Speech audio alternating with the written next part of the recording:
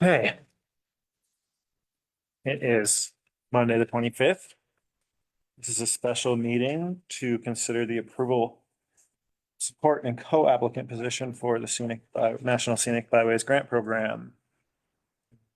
Peter, I understand we also need to do a quick executive session. Yes, I can read it into the record when the board is ready to make a motion. I know you want to do public comment first. Of course. So first thing is public comment. Anybody here for public comment? We have 0 people online. I'm going to close public comment. So yeah, a quick executive session. Thinking we just get it out of the way, but I don't know if you guys have an alternative opinion. Nope. Okay, I move the board into executive session for the following purpose. Pursuant to CRS 246402-4F for the county attorney to meet with the Board of County Commissioners for the purpose of discussing personnel matters related to realignment of positions in the organization to implement efficiencies and cost reduction, but not regarding commissioners or elected officials or to discussions of personnel policies generally. Second. Oh, Randy won. All in favor? Aye. Aye. Aye. The board will adjourn into executive session. No written minutes will be kept. No decisions will be made. We'll be returning here to discuss the National Scenic Byways Grant Program.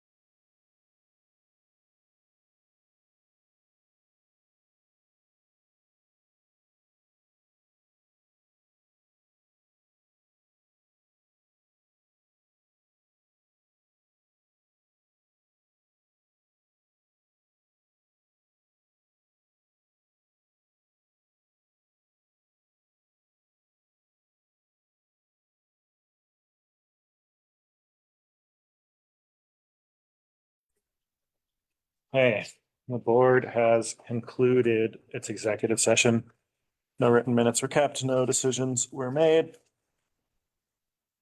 Back to the published agenda, which is consideration of approval of support and co-applicant position for the National Scenic Byways Grant Program. Randy, I know you are listed as the presenter. Do you want to start or do you want to ask staff to offer any comments first? Is there anything you've got to say, Lisa? I have been jumping back and forth with a couple of spreadsheets and trying to call some people about some grant matches and stuff, and that's. I haven't seen those, which is why I just went on Zoom so I can, because if I can share these on screen, these two sheets were included in the packet, I believe, but what I want to do was, they've been updated since then, so I want to bring them to your attention. The first one is, do this guy here. This guy right here, let me try to.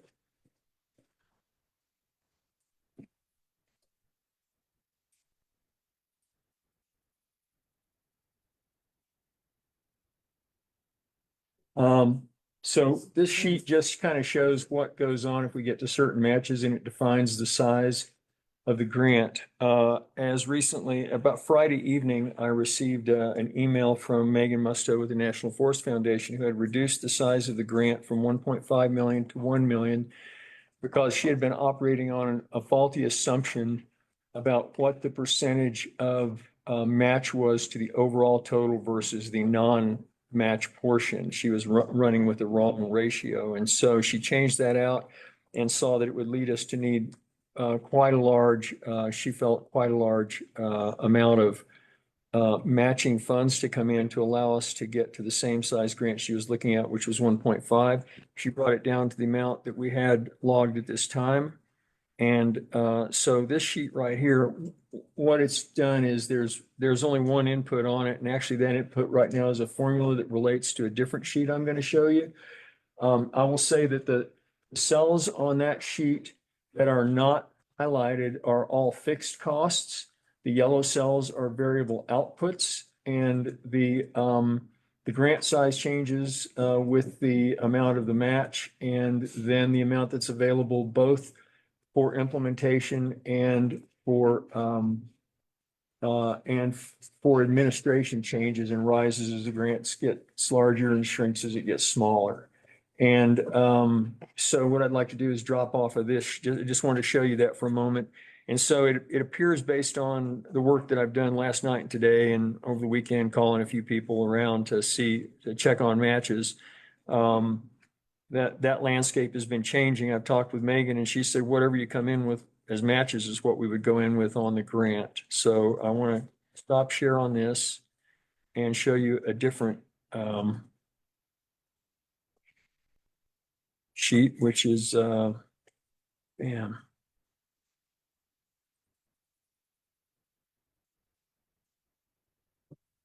This guy right here. And it's one that you have seen before, but what it does, it's too small to read up on that screen for you guys, I'm pretty sure. But basically what it boils down to is I'm going to run down through them and read them to you top down. CDOT, because they receive all the grants from all the byways in the state, they have chosen this grant as their number one grant for the state for the year. They have said that that they advocate for it above all others. It is, but because they receive all the grants in, for them to be a participant without actual work to be done on the grant would not be appropriate. And so therefore they can't act as a partner in the same way that other people would act as a partner on it. The federally recognized tribes, I just got a call a little while ago or an email from National Forest Foundation because they had been handling tribal consultation. They were concerned and thought we should not be asking them for money. I just got a clearance from the National Forest, the U.S. Forest Service and them a little bit ago, right before the meeting, like 5 minutes ago, that it was going to be okay to do that, but I haven't contacted any of them yet. U.S. Forest Service is in for $109,000 as a match. Clear Creek County, we have up until now cited $20,000 as our willing match towards that fund. Jefferson County confirmed last night and this morning that they're good for $20,000 still. I asked a few questions and I sent out a questionnaire to several of the partners last night asking basically 4 questions. Were they willing to be a partner and do whichever kind of work was in their jurisdiction? Were they willing to write a letter of support? Were they up for a grant match of a given amount of money? And would they possibly be willing, to the ones that were eligible, to be fiscal manager if Clear Creek decided not to shoulder that? Jeffco did say that they would possibly be willing to do that. He has to take it before his board as well. That comes later on, but he thought that there was a decent chance they might be willing to. The Wilderness Society is in, and they're in at $20,000 in kind. The Forest Service has said that in-kind contributions are not allowable as a match. However, I've asked them to clarify the definition of in-kind. If you're actually paying money to someone to do the work, is that a cash contribution versus a volunteer situation? So I've asked them to clarify whether that would be allowable or not. The Denver Mountain Parks is in for $25,000, and they haven't responded regarding fiscal agent, but they had previously thought not, and they were a yes on partner, of course, and yes on a letter. They're a big stakeholder in it. The DNR, the Division of Natural Resources State, would definitely be supportive and write a letter. However, they have no cash contribution to make at this time, nor do they have any project, nor are they part of the byway. History Colorado will provide consultation. They're not a cash match, nor would they be the manager. I haven't gotten with Clear Creek Tourism because I just didn't think it was appropriate at this time to jump on that. The Clear Creek School District, I listed them. And there's a possibility that they would be willing to do, that's got to be vetted through a couple more people, but they might be willing to do, either they or the foundation, to put up a match that would probably be similar in kind. It would be staff time spent on attending the tribal consultation and assimilating the information to be able to create some curricula, and the time spent in the collaboration and could be booked towards the project. The city of Idaho Springs has said yes, and they're in for $10,000, $20,000 easily. They want to be a partner. They're willing to write a letter, and they could also possibly be the fiscal manager, the fiscal agent and project manager on the project. And the Idaho Springs Historical Society is in for $10,000. And so what that brings us to is a federal match of $109,000, a non-federal match of $120 right now. Although there's more we may be able to get. I know the Southern Cheyenne and Arapaho had indicated that they were very willing before, but I'd been held up on contacting them by the Forest Service until, like I said, about 45 minutes ago. So what that brings us to is a total match you see at the bottom of $229,000. This sheet links back to the other sheet. So I'm going to stop sharing right now on this sheet again and just go back to that for a minute. And so with that match that's in there, it gives us a $1,090,000. Let me go back to that baby here. Sorry. Gives us a $1,090,476 grant at this point in time, and that'll continue to change over the days. The thing that's important about that is as the grant rises, so does the administration amount.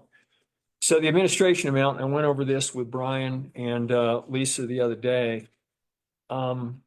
If we make the project manager as part of his scope of work responsible for making sure that when the draws come in every month, they're properly assembled in a way that they can easily be reviewed by somebody on staff and look at them. And you can read a report. It's a very quick and easy process to review that as long as everything's running well.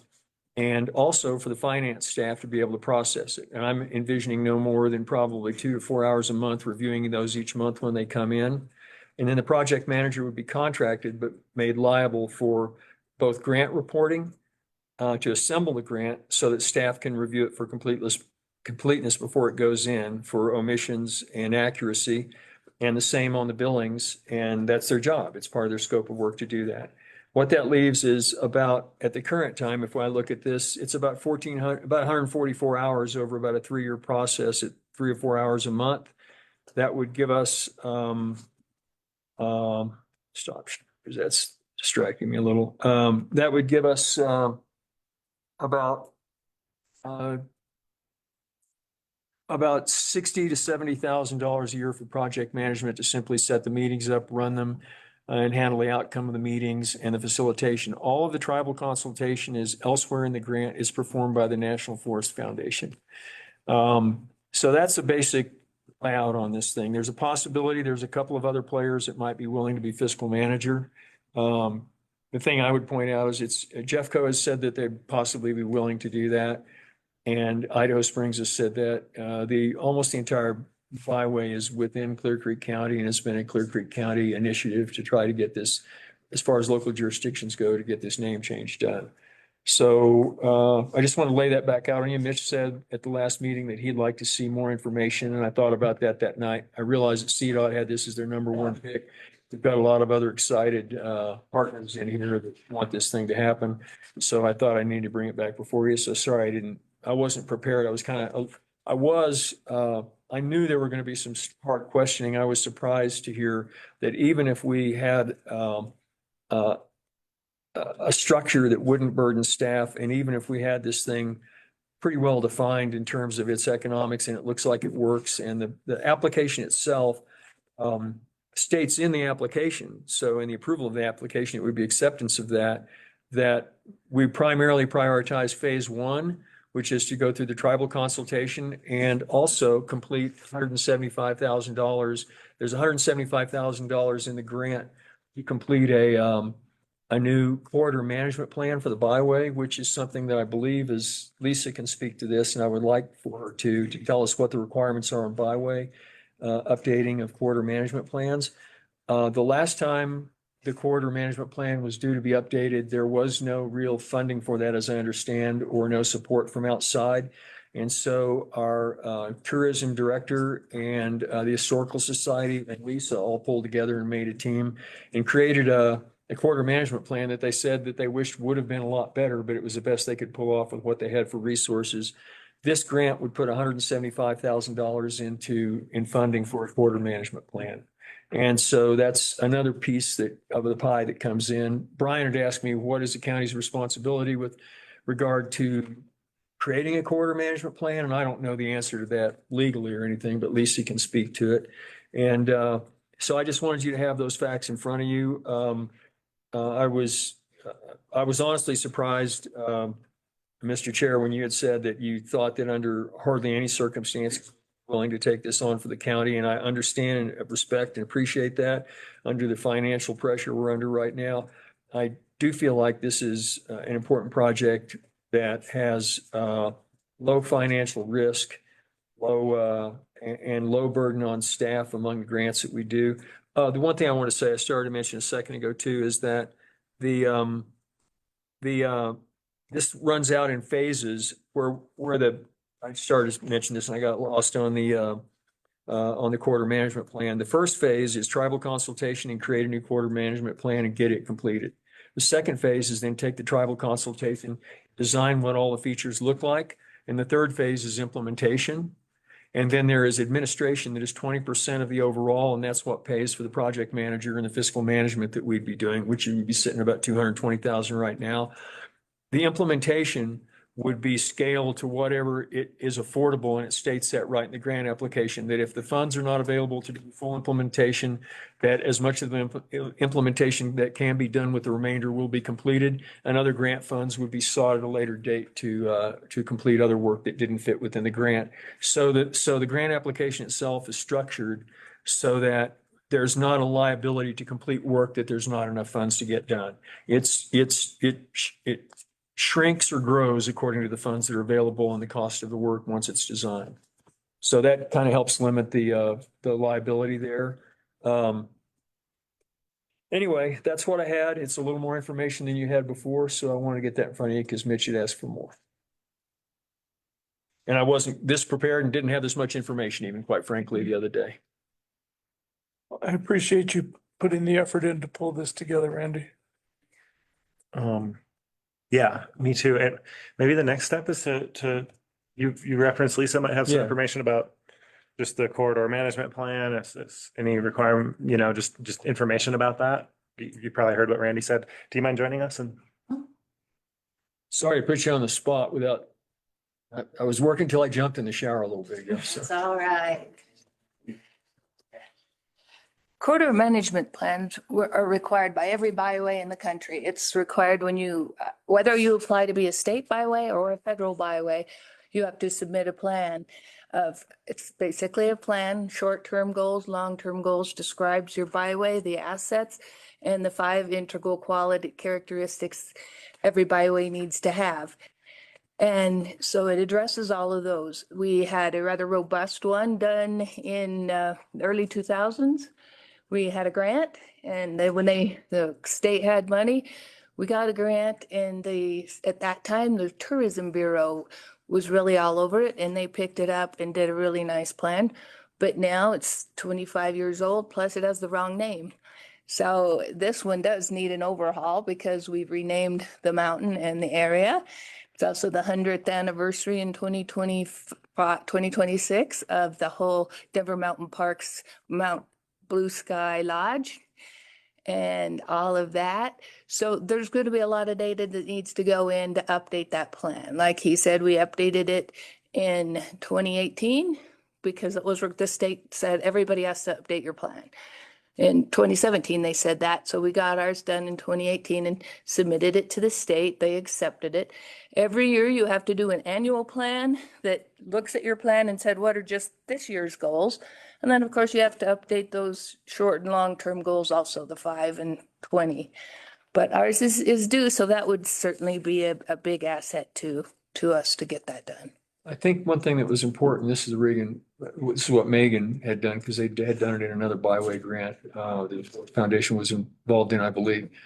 And what was critical, I mean, once this name change takes place and you're doing a bunch of reinterpretation, historical reinterpretation, the history on Mount Blue Sky now, the name change itself from Evans to Blue Sky, and the fact that the Echo Lake Lodge is being completely remodeled and redone, and all of those features want to incorporate those interpretations. I mean, it's the tribal consultation that's going on for other purposes to create the interpretation is actually one of the primary reasons that the byway really needs an update, the quarter update at this time, and it's that tribal consultation that will provide and design that will provide probably the biggest piece of information the biggest change going into the update, I think. It will also address the overuse there's serious problems happening from overuse now on that road. And the coalition is discussing, we're going to close this road we're not going to reopen it in 2026. We're going to have a shuttle system from now on. We need to look at new transportation because of the environmental impacts and the human impacts at the top that are getting unsustainable. is the upper section part of the byway as well? Yes, Highway 5 is. And it will be closed in 2025, which is a really great thing because the road will be improved, first of all, and then it gives us time to do more planning as a local coalition. I think the original byway was from Idaho Springs Visitors Museum to the top of the mountain, and then it was extended on over to Highway 74 by Bergen Park, at Buchanan Rec Center basically is the terminus on the other end in Elk Meadow. That's why Jeffco is interested, because they'd like to put some kind of a kiosk or facility, some interpretive piece, either at Buchanan or Elk Meadow, somewhere right in there. How much do you think we might spend on implementation by the time this thing is designed? Well, the county itself, because we've got a piece that's like management of the story and the name change. I asked Lisa and I asked a couple of members of open space. We have any open space that's literally next to the byway right along it where any facility could go in? We haven't identified anything.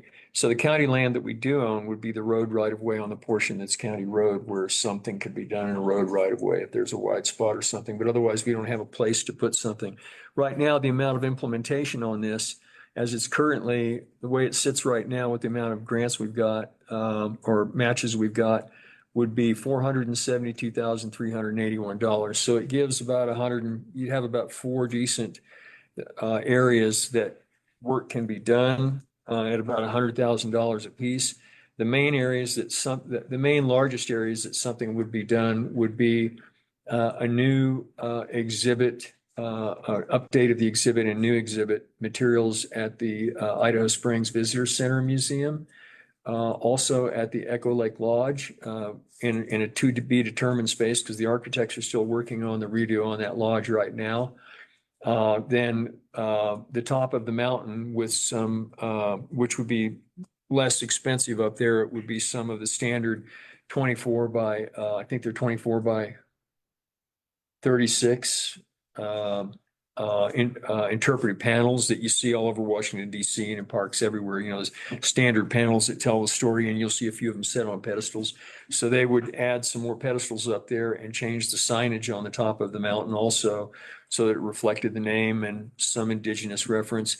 And then down at in the Buchanan Park area where Jeffco would do something. And those would be the 4 bigger pieces. And then otherwise, there's talk about trying to incorporate some virtual tour stuff that would be available through the Visitor Information Center and the Tourism Bureau, and perhaps on the other end too, so that people would be able to pick up presentations, you know, the kind of, I'm thinking of some that I saw in Hawaii a couple of years ago, where you go to this historic indigenous site. And as you walk around to different stations, you know, you simply take your phone and shoot the QR code and listen to someone tell you this and see all the pictures flow through that tell you the history. So there's a lot of good material that's been, one of the partners is History Colorado.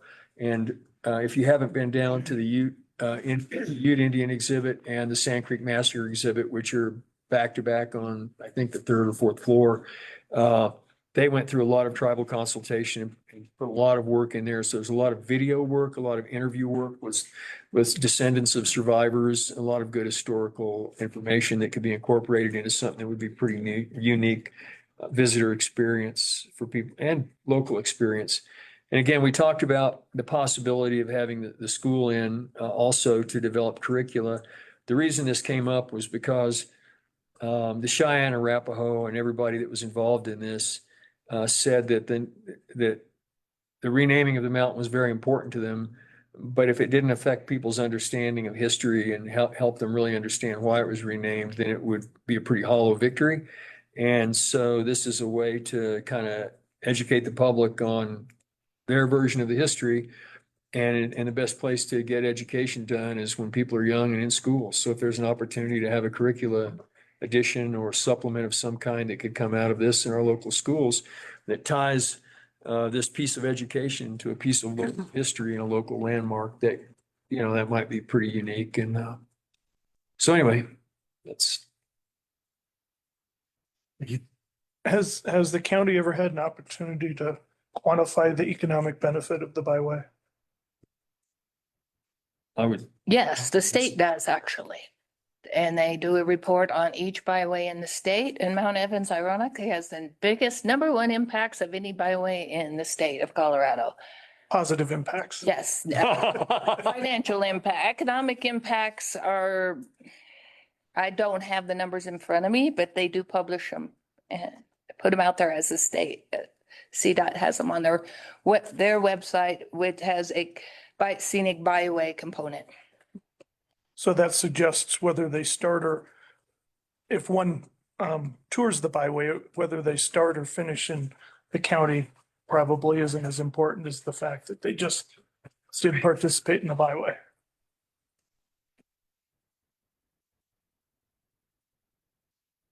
So the deadline on this stuff, what's working now is CDOT would like to have the information to them, the finished version of this or semi-finished version of it by about December the 3rd. to the 6th. They first said the 6th and then changed that to the 3rd. They wanted to be able to have it in really good shape, therefore, by looking at it in-house and reviewing it by the 12th, because it goes out with CDOT's name on it to FHWA. Actual due date, I believe, is December the 16th. And so the issue is that by the time we're handing it over to CDOT, we need to know who's listed on it as fiscal manager, subrecipient. And as we believe, I think in Clear Creek, we established that if you're the subrecipient, you have to own project management too, so you can oversee that and just make sure the project's going well. So that's where we're at. And so the ask I would make, if we were to agree to be, to fill those roles and be that applicant and sub-recipient, would be to approve the submission of the grant with our name on it for an amount that's still evolving over the next few days, but not to exceed probably, I don't think there's any way that we would get the amount of the total project over $1.25 million. Right now, $1,250,000. What happens at $1,250,000 is that the administration portion of it at 20% is then up to $250,000. So that pads the amount available for project management. And the project management job for this, whether it's 1.1 million, 1 million, or 1.25 million, is all going to be about the same. It just gives you a little more money. It gets a little more done in implementation. It gives you a little more money for project management. So the one that she sent me had this at a 1 million even. With the additional grant funds that I found in the last day or so, it looks like we're up to 1,090,000. And so my request would be that we approve it for like up to a grant of up to or a project of up to 1.25 million, which would then give us an administration fund of 250,000, as the contributions are still evolving, making phone calls. So I'm very accepting that your primary design input here is the available match because it kind of drives funding. I accept that. But I'm a little concerned that it doesn't help us understand necessarily all the steps or the labor required for the steps on the back end. Help me understand how we really feel those phased approaches have enough money to get the work done. Well, they'll get I'm convinced they'll get the work done through the first 2 phases and into that 3rd phase of implementation. What happens at the beginning is the tribes are invited in and other stakeholders are invited into those meetings as well. Some of the partners, the ones that are germane to the discussion, and they meet with the tribes to talk about what this history should look like and what it should say. And a series of meetings are convened to accomplish that. So it's a series of meetings, consultations, retreats, if you will, coming together to talk about what that looks like and what it could be.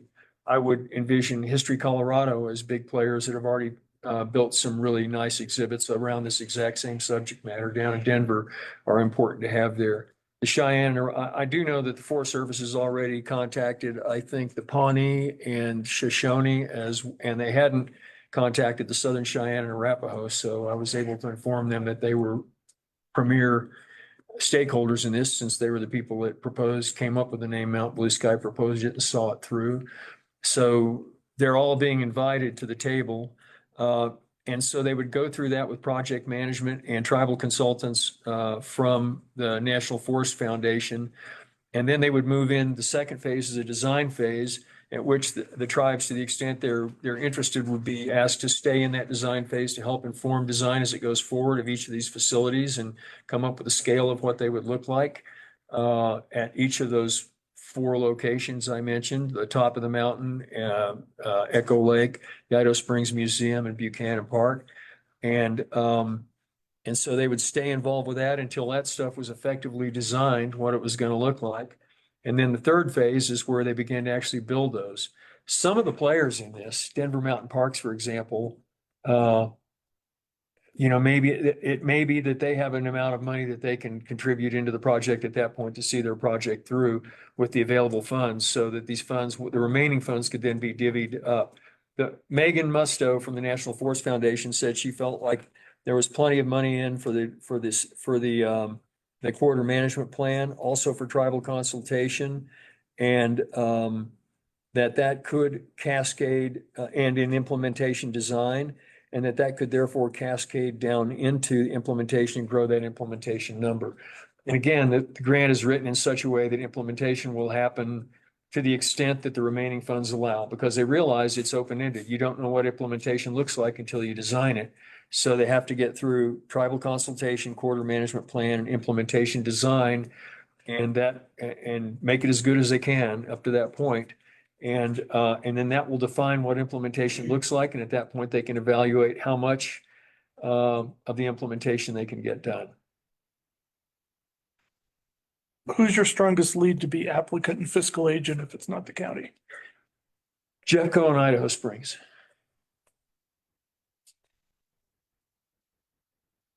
What's it take to get Idaho Springs over the hump? It may not take a lot. We only had this conversation in the last 24 hours. I mean, we had been working with the Idaho Springs Historical Society. I toured the place 2 years ago and again recently, and we talked about what could be done there inside and outside the building. Their funds are extremely limited, and they obviously don't have the staff, and they're not a governmental organization.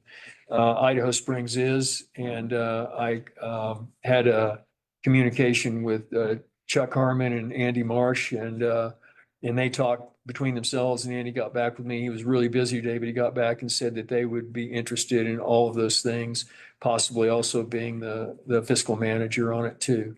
It's just a matter, so it comes down to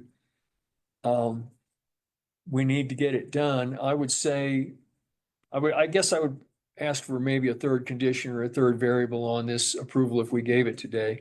I can do my best to get Idaho Springs in to do that. I think it's best if it stays inside the county, although I totally trust Jeffco Open Space and Tom Hobie to do a good job if they have it and honor the project, you know. But that if for any reason that they fall through in order to meet the grant deadline, that we're still willing to do it. But I'd love to hear your thoughts.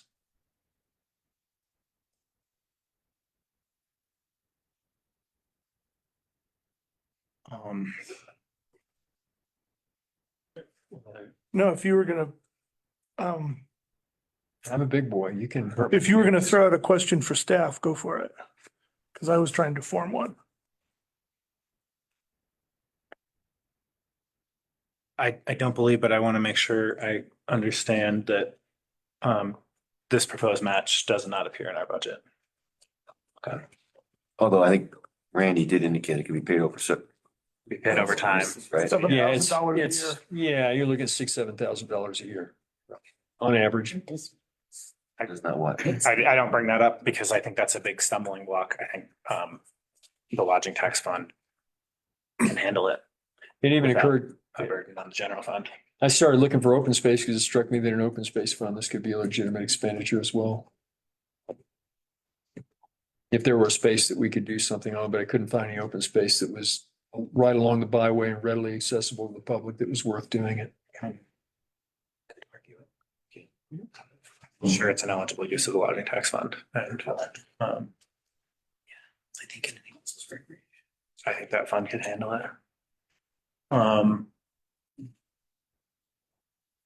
So that's not like, I wrote down the four asks that you put in the email you sent: willing partner, write a letter, provide some grant match. I have no concerns with any of those. And what's I that? have no concerns with any of those personally. I don't know if you feel the same, Mitch. Oh, that seems straightforward. I'm stumbling across being the applicant and fiscal agent. And, you know, that's, I think, because I've heard from staff that that's a reach to, it could be a reach in future years to pull off. Now, I'm also really good at seeing low hanging fruit and grabbing for it and then figuring out exactly how to turn it into jam later. So, I think if you hire, unless, you know, staff is really adamant that this shouldn't move forward, I would lean towards it, from the potential economic benefit of getting people driving through the city again. Or continuing to drive through the city. I don't offer this because it's completely germane, because it's a totally different kind of thing.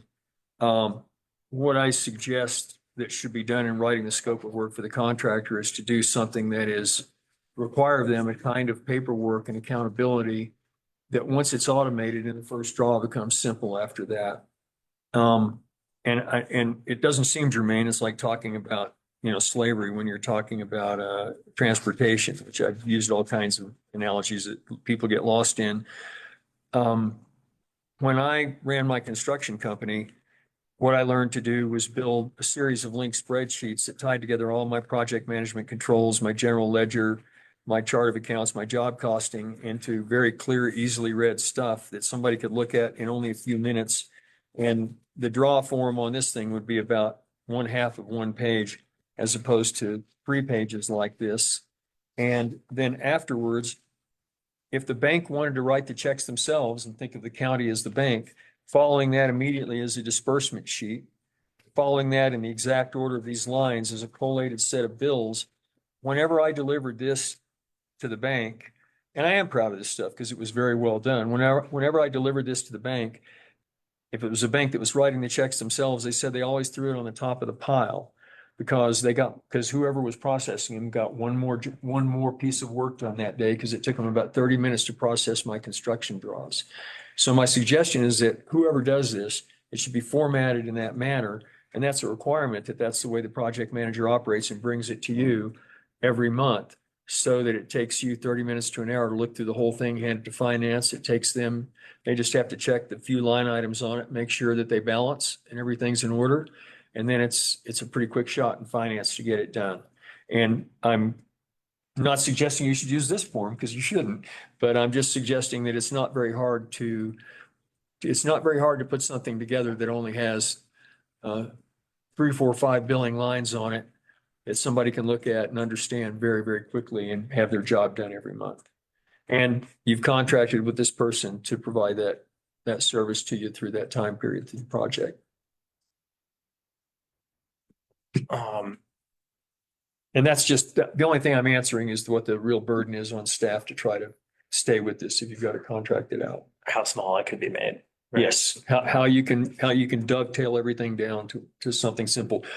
As Mike Tyson says, everybody's got a plan until they get hit in the face. So, something can always go wrong with while you're, that changes the scene. If there's a problem that goes wrong with the project at any time. I like my perspective on the staff workload associated with in the workload of the organization is that 4 hours a month is 4 hours a month. It's 4 hours a month I'm not sure they have today. 4 hours a month I'm not sure they would have tomorrow. It's 4 hours a month that they might be able to get to some of the board goals that we didn't get to this year. Set for the organization. I also am concerned about sort of that initial setup, right? What we would be committing the organization to is running an RFP and there's no way to think around the fact that this is going to be a project next year to get all that done. And it remains my opinion that as important as this work is, it can't be more important than the massive crisis we face in our budget and our need to be able to solve that problem. And so for me, and this is I would love today to say, yeah, we're a willing partner. Yeah, we'll write a letter. No problem with the match. I think the lodging tax fund can handle that and it's a good use of it. And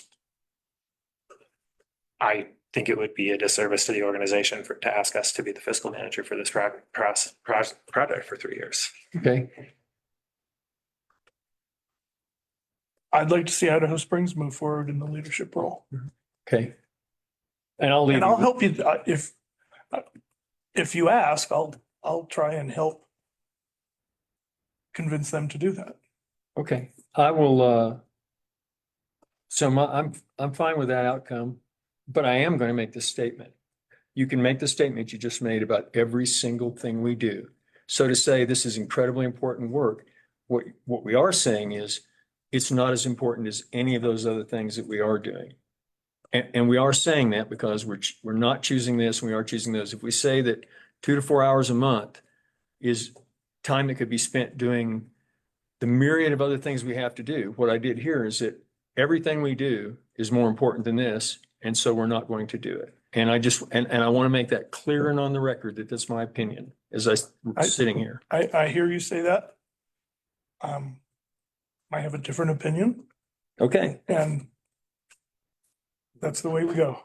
it's fair enough. I get it. And I actually share, I understand your concerns and I share them.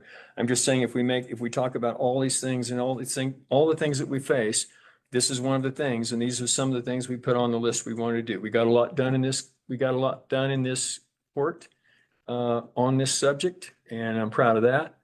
And so that doesn't go away because we don't do this, because we don't decide to be fiscal managers on this. But this is a decision we made that this was less important than all the things that we are going to do. What are the things that you have in mind that you would ask us to stop doing? I think this is not a fair question. To ask me to list everything to ask me to list everything we do in a county and say, what would I throw away? I don't think it was an either or. I think this is something we can get done. And you're asking me to itemize every line on the budget if we're talking about 4 hours a month. The question to me is like a straw man question.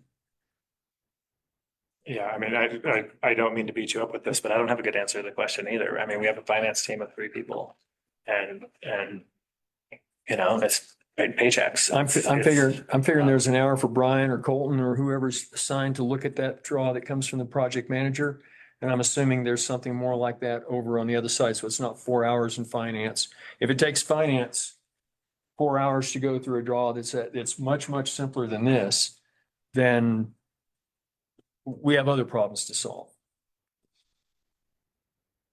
But all I wanted to say was we are making a judgment call about what we do and what we don't want to do. And we made a broad sweeping general statement that there's all these other things.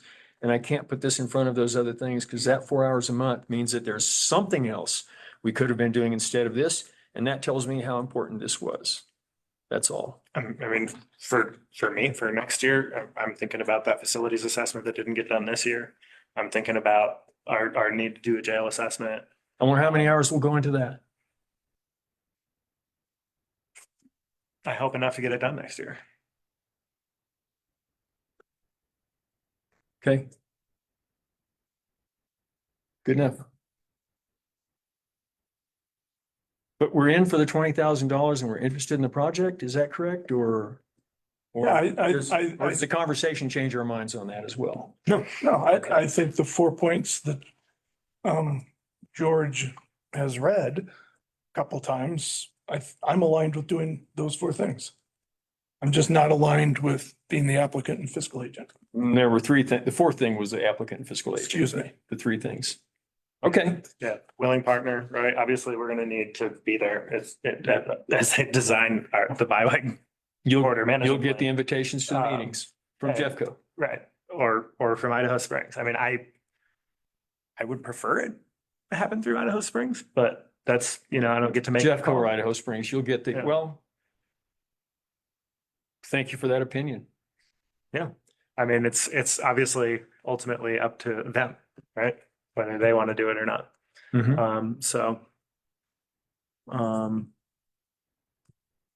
But yeah, definitely support a letter, definitely support participating in the process. Support that match. Okay, thanks. Appreciate it. This has come into my head. Brian, while we were talking here, I looked through our budget book. It does not include any appropriations for the lodging tax fund that I can find. And it has some revenue projections, but that's all I see. So that's It's something. gotta appropriate we just got the Tourism Bureau's budget Okay. today, so it's gotta include just at least that. I'm just pointing it out because I just noticed. Okay. Yeah, all that will take place after the first of the year. By the time everything, by the time a grant got written and all those things happen, it's after the first of the year. So that'll be a discussion for everybody else later on to decide what that comes out of. So I have no real input other than it seems like lodging tax or open space or any of those are a good way to get it done. But the direction is clear, right? To appropriate $20,000 for that match in this next year's budget? No, No, well, it's because it's going over 3 years, you're right. It's going over 3 years, so. Yeah. but Well, they can I tell mean, you if you need to what kind of appropriate direction it. do you I don't, But I mean, I'm hearing you tell me you're supportive of a $20,000 grant match over the next 3 years. And I need to look into the lodging tax fund anyway, so. I'll be meeting with Idaho Springs and Jeffco and deciding who's the best match for that and figuring that out with them and moving forward. And appreciate the support to be part of the project. Important work. Anything else? I'm good. Okay. We're adjourned.